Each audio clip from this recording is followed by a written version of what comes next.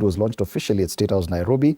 But if you've listened to so many people, they're now questioning his prospects. And there's a lot of doubt on whether or not Raila Odinga, or there are some doubts on whether or not Raila Odinga can actually be successful in getting that seat, given the fact that there's a very strong candidate from Djibouti as well, who also enjoys some support from the Francophone countries because he can speak a bit of French. That is what Taifa Leo is alluding to. They're talking about risasi ya mwisho for Raila Odinga.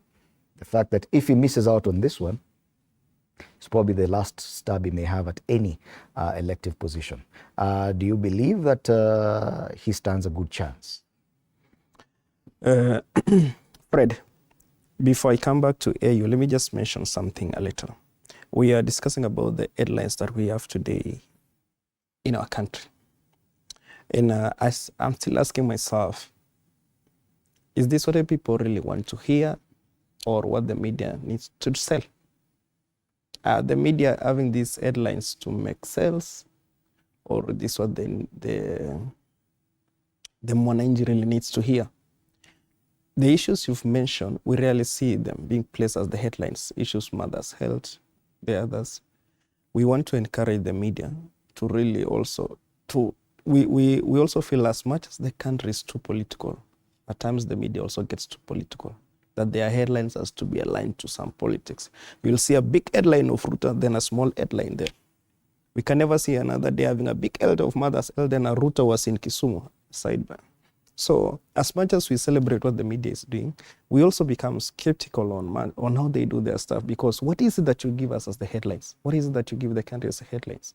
You get it? It's also what you, and also what you put it on the headline is what will make me as a politician, for instance, to want to do, because I know if I do this, I'll get to the headline. If I do this, I'll get to a side corner. So somebody might not ever see it. Secondly, is why are the agencies taken aback? We've been here before and we've discussed, and I've had a chance to say that the kind of demonstration we had was not organic. Maybe with time I'll be justified, because this thing is, you see the conversations resonated with you. You see people in Kisumu are saying what? If you want to do any demonstration, you go and do the GNC demonstration in Nairobi. Don't do it in Kisumu. Does it mean there are no GNCs in Kisumu? There was some politics inside it, and we've said it before.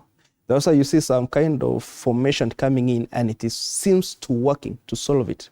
We don't have people who are complaining on social media. We cannot see anything. They have taken aback a little bit. For AU bid, it is a tight race. We must be honest with it. It's a very, very tight race. But let us be patient and see how things goes, because we've seen also whatever we are seeing the analysts having it on their social media, wherever, on the French-speaking countries. And you also see that some of the countries have been expelled from maybe voting and so on. And it also gives me worry as a person that one French-speaking president from East Africa didn't attend Raila's launch. So it's somehow, I feel, it's, I really, as much as we would want to have the serious Kenyans, it's scary that why we really need to do extra. The president and his team and